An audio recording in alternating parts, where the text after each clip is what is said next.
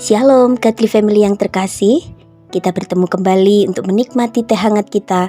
Teduhkan hati, hadirkan semangat melalui firman Tuhan yang hari ini terambil dari 2 Korintus pasal yang ke-12 ayat yang ke-9. Demikian firman Tuhan. Tetapi jawab Tuhan kepadaku, cukuplah kasih karuniaku bagimu, sebab justru dalam kelemahanlah kuasaku menjadi sempurna. Sebab itu terlebih suka aku bermegah atas kelemahanku, supaya kuasa Kristus turun menaungi aku. Godly Family yang terkasih, setiap kita pasti memiliki kelemahan. Meski kadang-kadang ada orang-orang tertentu yang mencoba menyembunyikan atau menutup-nutupi kelemahannya karena mereka berpikir bahwa itu hanya akan menghalangi popularitasnya, atau bahkan mungkin itu akan membuat orang tidak akan respect lagi kepadanya. Tetapi fakta bahwa setiap orang memiliki kekurangan atau kelemahan pasti tidak bisa disangkal, karena memang pada dasarnya semua manusia tidak ada yang sempurna.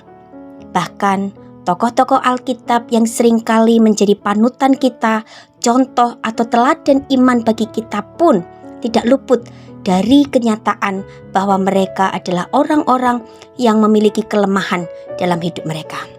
Seperti contohnya Musa. Dia adalah seorang yang tidak pandai bicara, tetapi faktanya dia mampu memimpin satu bangsa yang besar, juga bisa menaklukkan hati Firaun. Yakub adalah seorang yang pincang, tetapi dia adalah bapa leluhur dari 12 suku Israel. Gideon seorang yang penakut, tetapi dia menang berperang melawan musuh-musuhnya. Petrus, dia adalah seorang yang pengecut, tapi ketika dia pertama kali khotbah ada 3.000 orang yang bertobat. Paulus yang menulis ayat yang tadi kita baca pun juga mengakui kelemahannya, bahwa dia memiliki duri dalam dagingnya.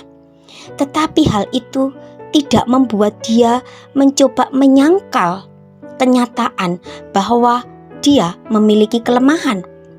Karena sejarah mencatat, meski dia orang yang memiliki kelemahan di satu sisi, di sisi yang lain dia adalah seorang misionaris yang hebat. Dia adalah pemberita Injil yang luar biasa. Paulus pernah berdoa supaya Tuhan ambil duri dalam dagingnya, tetapi doanya tidak dijawab. Dengan kata lain, Tuhan izinkan ada kelemahan di dalam dirinya supaya orang tidak hanya fokus pada kehebatan seorang Paulus, tetapi orang juga akan melihat pribadi di balik kehebatan Paulus dalam pelayanannya, yaitu Yesus Kristus. Itulah sebabnya pada akhirnya Paulus berdamai dengan kelemahannya dan berada pada satu titik di mana dia berani mengakui bahwa justru dalam kelemahannya dia merasa kuat karena kuasa Tuhan nyata. Kesombongannya dikikis, kerendahan hati dan ketaatan menjadi gaya hidupnya. Godly Family yang terkasih, kelemahan tidak harus menghambat kita melayani dan memberi yang terbaik untuk Tuhan, asal kita tahu bagaimana menyikapi kelemahan itu dengan benar. Kita tahu bahwa hal-hal besar yang dilakukan oleh orang-orang besar atau hal-hal hebat yang dilakukan oleh orang-orang hebat bukan semata-mata oleh karena mereka sendiri, tetapi pribadi yang jauh lebih besar dan jauh lebih hebat ada di belakang mereka, yaitu Yesus Kristus yang bekerja melalui mereka.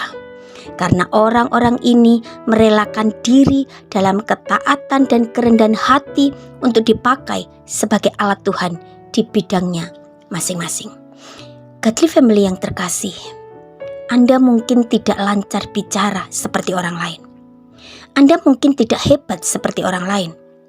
Anda mungkin tidak kaya seperti orang lain. Anda mungkin tidak sepandai orang lain. Anda mungkin tidak semenarik orang lain. Bahkan Anda mungkin banyak kekurangan dan kelemahan. Tetapi ingat, engkau berharga dan sangat berarti bagi pekerjaan Tuhan.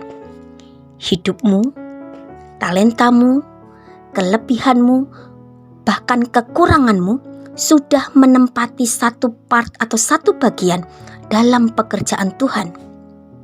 Jangan hanya fokus pada kelemahan, tetapi biarkan Allah memakaimu di dalam kelemahan dan juga kelebihanmu untuk satu tujuan mulia baginya. Allah tidak hanya memakai orang-orang besar, tapi Allah bisa bekerja di dalam orang biasa untuk melakukan hal-hal yang besar. Allah butuh hati yang mau, yang rela, yang bersedia untuk bekerja bagi Tuhan. Amin. Mari kita berdoa. Tuhan, ini kami. Pakailah kami menjadi alat-Mu. Pakai kami, meskipun kami tidak layak. Meski kami banyak kekurangan dan kelemahan, perkenan kami, perlengkapi kami, supaya dalam ketundukan kami atas otoritas-Mu, kami menjadi alat yang berkenan bagi-Mu. Amin.